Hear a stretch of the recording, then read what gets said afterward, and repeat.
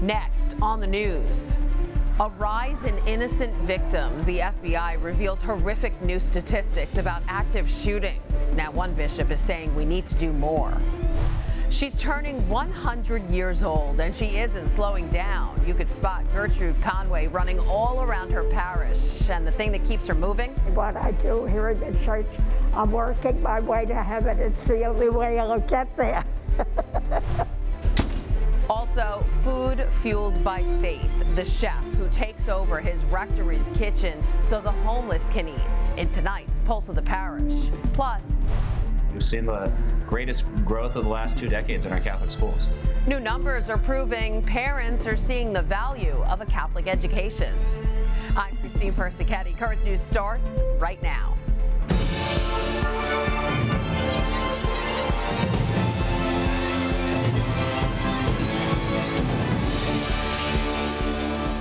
A troubling report from the FBI shedding new light on active shootings in America. Casualties are on the rise. More than 300 people were either killed or hurt in 2022. And that's not the only disturbing data being made public. A horrific mass shooting at an elementary school in Uvalde, Texas, kills 19 students and 2 teachers, 17 others wounded. A racist gunman kills 10 people, all of them black, and injures 3 others at a supermarket in Buffalo, New York. Shootings that contributed to a grotesque new finding from the FBI. A new report from the Bureau saying the number of casualties from active shooter situations in the U.S. was the highest in 2022 than it had been in 5 years. It's something that we've struggled with now for years. We've seen an increase in these sorts of attacks over the last decade or more. The new FBI report says the casualties, dead and wounded combined, reached 313 from active shooter incidents last year. 100 killed, 213 wounded. In 2021, the FBI says 103 people were killed in active shooter incidents, 140 wounded, for a total of 243 casualties. The incident with the single highest total casualty count in 2022 didn't have the most deaths, but had a large number of wounded. The 4th of July parade shooting in Highland Park, Illinois, where a gunman killed 7 and wounded 48 others. The Highland Park incident is one of these worst case scenarios when you're talking about an active shooter attack, because you've got someone firing from an elevated position into a big crowd. And those shootings last year were not dominated by AR-15s or other rifles. The FBI report says of the 61 total firearms used by active shooters, 29 were handguns, 26 were rifles, 3 were shotguns, and 3 firearms classified as unknown. The report comes as the states seem to be going in different directions with their gun laws. Washington state tightened its laws, banning the sale of most assault-style weapons, enacting a 10-day waiting period and training requirements for all gun purchases. These weapons of war, of assault weapons, have no reason other than mass murder. While the governor of Nebraska just signed a law allowing residents who are at least 21 years old to carry a handgun without a permit. Experts do agree that there's no clear solution. Other findings from the report: of the 50 shooters, 47 of them were male. Also, police are still searching for 3 of the shooters. One bishop is speaking out about the gun violence he says plagues our nation. Bishop Timothy Doherty of the Diocese of Lafayette, Indiana, says while necessary, thoughts and prayers aren't enough after a shooting. He went on to say, "I don't think we can allow ourselves to be passive without some serious adjustment in personal and social priorities. We will continue to expect healthcare professionals to spend more time attending to survivors of gunshots or first responders training to offset avoidable threats rather than spending energy on maintaining good order." To New York City now, where Mayor Eric Adams has unveiled a big budget proposal. He's looking for $106.7 billion in funding for the next fiscal year. That's the largest in the city's history. The main reasons for the request: addressing the city's migrant crisis, public school education, and overtime for the NYPD. The city's next fiscal year begins on July 1st. And down I-95 in Washington, House Republicans made progress by passing a debt ceiling plan after a narrow vote. The bill would increase the nation's debt ceiling while also cutting federal spending. The GOP knows the bill won't move forward, but hopes it will help spark negotiations with Democrats. Both sides of the aisle need to work fast because at the current rate, the U.S. debt limit will be reached by early June. Over at the Vatican, a conversation of peace between Pope Francis and the Prime Minister of Ukraine. The Holy Father received Prime Minister Denis Shmyhal on Thursday. The two discussed efforts to end the ongoing conflict with Russia. The Prime Minister also invited the Holy Father to visit Ukraine. The Pope has previously said he would only do so if he could also go to Russia. On Friday, the Pope will touch down in Ukraine's neighboring country, Hungary. It's the closest the Holy Father will have come to the conflict since the war began. During the weekend trip, the Holy Father will meet some of the thousands of refugees who fled Ukraine. He'll also meet with country officials who previously have promoted peace within the war. Be sure to stay tuned to Currents News and the tablet as we continue our coverage of the Pope's trip. All right, she's been around for a century. She's seen the coming of the internet age, lived through 18 presidents, but Gertrude Conway says she hasn't changed a bit. Currents News' Jessica Easthope caught up with a woman who will be 100 years young ahead of her big birthday to talk about life, faith, and the future. Do one thing every day. This is Gertrude Conway's routine. First, the candles. Then the books. She opens the door. Next, she fixes the ribbons on the pews. She runs a tight ship at Assumption of the Blessed Virgin Mary Parish in Brooklyn Heights. People coming in, if they see things, pews strewn with books and everything, they get the wrong impression. They think we don't care. And we do care. She's been doing this volunteer work for decades. Pastor Father Mark Matricola says she's the lifeblood of the parish. Gertrude is at the center of everything that we do in our parish. This is very much her home and her family. And age definitely hasn't slowed her down. In a few weeks, she'll be 100. And as her milestone birthday fast approaches, Gertrude says she's always found comfort in consistency. The world around her is ever changing, but she stays the same. I could go tomorrow, or I could go couple of years from now. Only God knows. I just do what I do, same as I did yesterday. And over the years, she hasn't lost her spark. Her passion lies right here with her in the pews of her parish.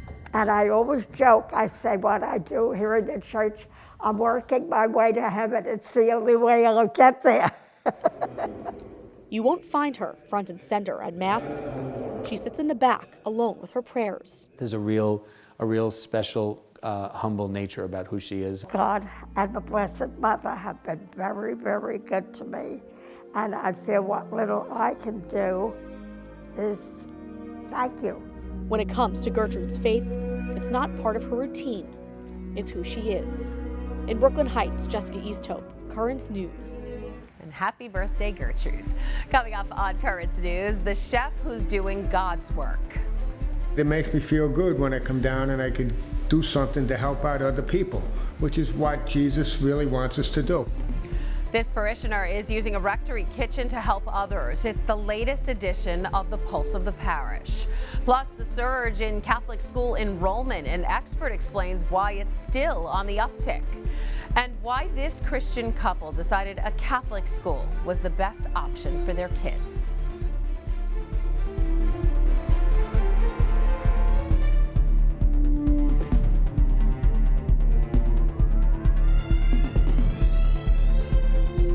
Holy Week in the Diocese of Brooklyn. Currents News was there to cover it all. From the Palm Sunday procession. About 100 Catholics took to the streets of Brooklyn. To the Chrism Mass. Currents News' Jessica Easthope is in the thick of it all. There are some priests here celebrating their 65th anniversary of ordination. The conclusion of the first Lenten pilgrimage. Bishop Brennan joined pilgrims for a majority of the journey. Holy Thursday and the Way of the Cross on Good Friday. The Way of the Cross is making its way over the Brooklyn Bridge. Plus, powerful testimonies from new Catholics. I'm blessed to be able to wake up every morning. And a message of hope from Bishop Brennan.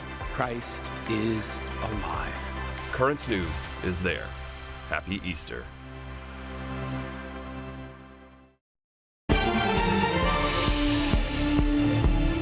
A dash of faith, a pinch of compassion, and a heart full of love. That's the recipe for the Feed the Homeless ministry at Our Lady of Grace in Gravesend. The Brooklyn Church is alive and well thanks to its dedicated parishioners.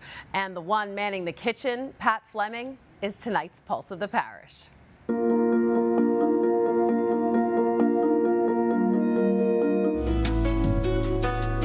The beauty of Our Lady of Grace in Gravesend is what stood out to its pastor when he was assigned here in 2021.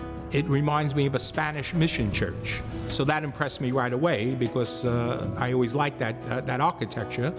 And then the beauty of the church as you come in and the sanctuary, very quaint, very cozy, and people call it their home. In fact, Father Guy Spordoni says some of the very first parishioners still call it their home, ever since they started digging the foundation in 1936. The homeless ministry, the pastoral ministry, all of the same people who've been here for years doing it. It's an older congregation made up of the Italians who were here from the beginning. Father Guy says while their kids have moved away, the so-called old-timers have stuck around, and they're an active bunch. Lectors, ministers, people, you want to call them old-timers, whatever phrase gives them an identity. But no, they still have a love for their parish, which is very evident in all that they do.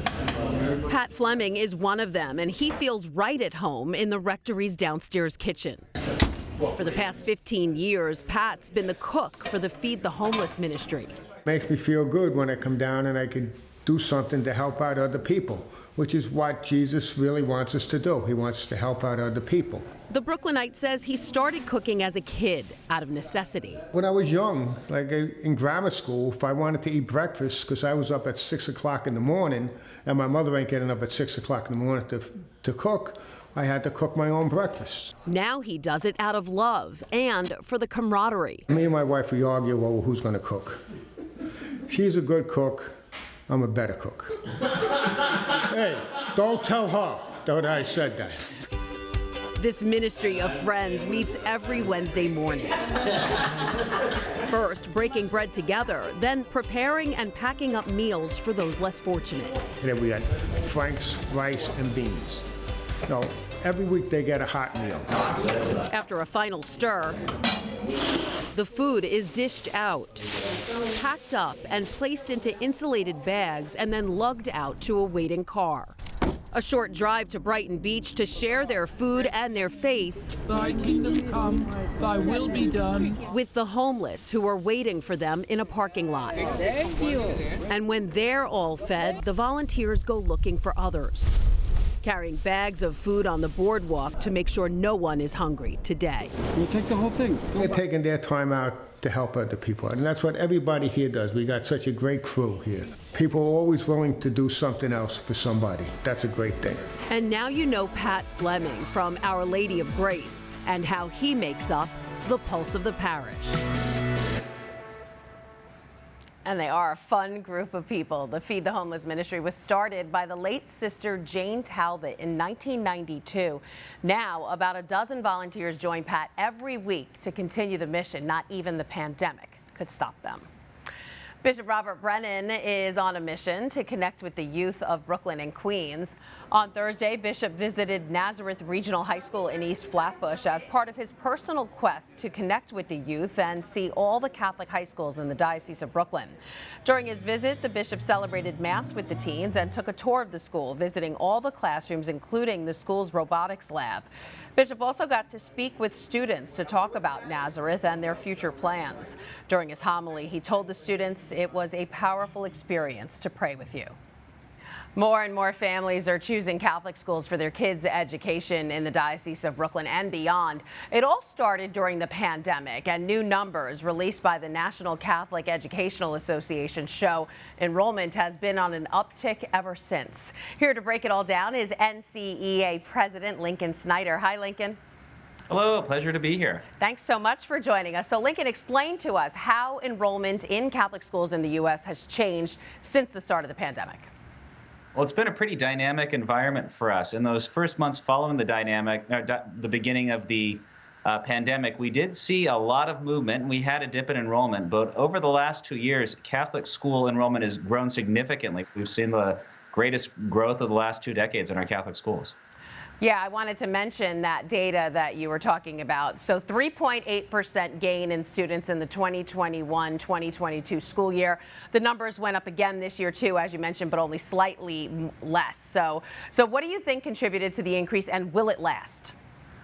We believe it is going to last. To answer the second question first, we saw a big gain in the number of students coming into our younger classes, so kindergarten, first grade.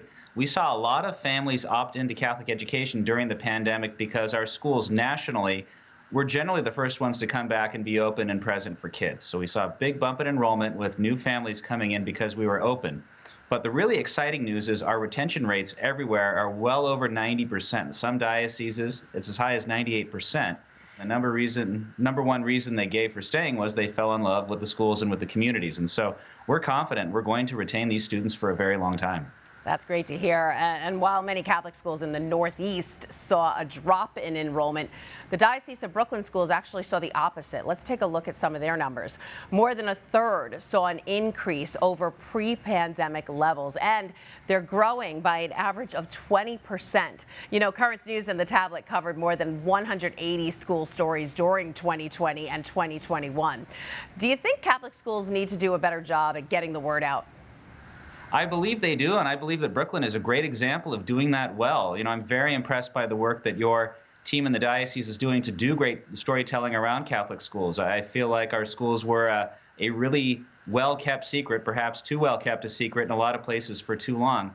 And in places like Brooklyn, where we see an investment in marketing and storytelling, it helps us attract and retain new families to our Catholic schools. And I know a lot of the families currently in Catholic schools aren't Catholic, or maybe they're not practicing Catholic. So what kind of impact could the schools have on evangelization? We believe we actually could be the church's best instrument for evangelization in the coming years. 22% of our families in Catholic schools now aren't Catholic. And for a lot of our Catholic families, perhaps they've become a little bit disconnected from the church over the past years. And so we're hearing stories of things like convalidations of marriages, or people joining RCIA, or kids getting baptized. And so that enthusiasm that families feel for our schools, we believe can turn into a real advantage for the church itself in evangelizing families and bringing them closer into our beautiful Catholic communities. So true. We had hundreds of new Catholics join the Catholic Church in Brooklyn just this year. So Lincoln Snyder, president of the National Catholic Educational Association, thanks so much for your insight. Thank you so much. Pleasure being here. And coming up on Currents News, the couple who sent their son to Catholic school despite being a different faith. It was one of the easiest decisions we've ever made. The Etheridges explain why they see the value of a Catholic education. Do you have a story idea or want to share a tip? Email us at newstips@desalesmedia.org or call our 24-hour number, 718-517-3122. We'll be right back.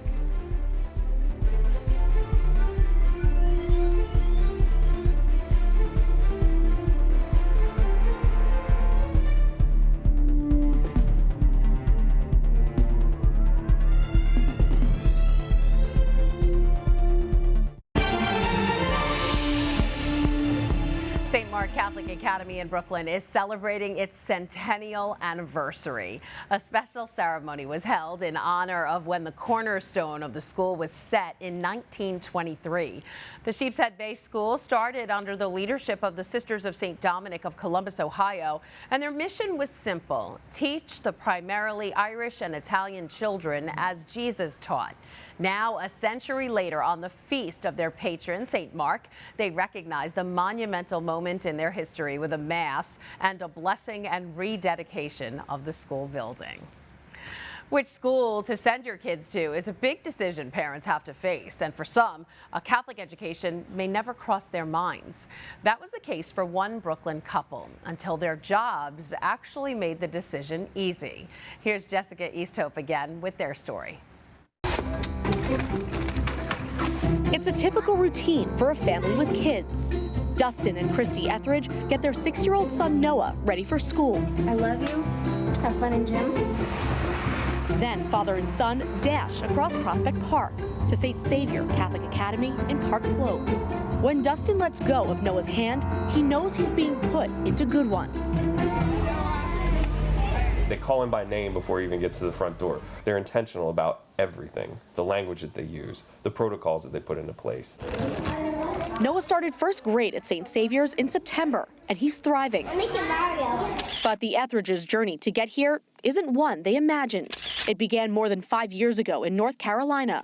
Dustin and Christy planned a vacation to New York. We walked out of Penn Station. I just remember that it was snowing. It was like the postcard image, the Miracle on 34th Street image that people have of New York. And it kind of like gobsmacked me. I was like, oh, this is nice. The trip left such an impression, they moved to the Big Apple. Dustin and Christy landed jobs at DeSales Media Group, the Catholic Communications and Technology Ministry that produces the tablet and Currents News. They decided to homeschool Noah. Go ahead, Livy. When their second child, Olivia, arrived in 2021, that arrangement became impossible. But Dustin and Christy weren't thrilled with many of the options. God, little Olivia is walking in this world new. What I don't ever want to do, and I know Dustin feels the same way, is have church just be this Sunday thing or have faith just be this Sunday thing. We really want it to be part of our family's whole life. The Etheridges are Christian, but a Catholic education for Noah still wasn't on their radar. That is, until they saw the stories about Catholic education unfold each week on Currents News and the tablet. Every week I'm spending 5, 6, 7 hours reading every single word of the tablet. And so I ended up reading a lot about Catholic schools in Brooklyn. Christy sat down here and I sat down here and she said, I have a crazy idea. And I said, I think it might be the same thing I'm thinking. And before I knew it, she blurted out, she said, what about Catholic school? And I said, you know, yeah. And it was one of the easiest decisions we've ever made together. And the Etheridges aren't alone. 30% of students enrolled in Diocese of Brooklyn schools are not Catholic, but their parents see value in the faith-based curriculum. According to the superintendent's office, Catholic schools in the Diocese of Brooklyn outperformed public schools in New York State standardized testing in every grade in 2022. Noah's safety was another consideration. The NYPD reported 3,315 weapons were recovered in Department of Education schools from July 1st to February 20th of the last academic year. According to the superintendent's office, the number of weapons brought to schools in the Diocese of Brooklyn is statistically zero. How do you spell it? M-O-P. Top. T-O-P. Hop. H-O-P. Noah's become a great speller during his time at St. Xavier. But Dustin and Christy say what's more important to them is he's also learning about their Savior, Christ, and to be a good person. We really felt like Noah would be well taken care of. It just felt really warm and inviting and nurturing, and I think it has turned out to be that way. Noah's Catholic education and St. Xavier picks up right where Dustin and Christy leave off. Here we go. In Flatbush, Jessica Easthope, Currents News. I just love that story. And if you're interested in sending your children to Catholic school too, you can get ready to enroll next year. Just visit CatholicSchoolsBQ.org or call 718-965-7380 for more information. And that is Currents News. I'm Christine Persichetti. Thank you for joining us because we are putting your faith in the news. Hope to see you again next time.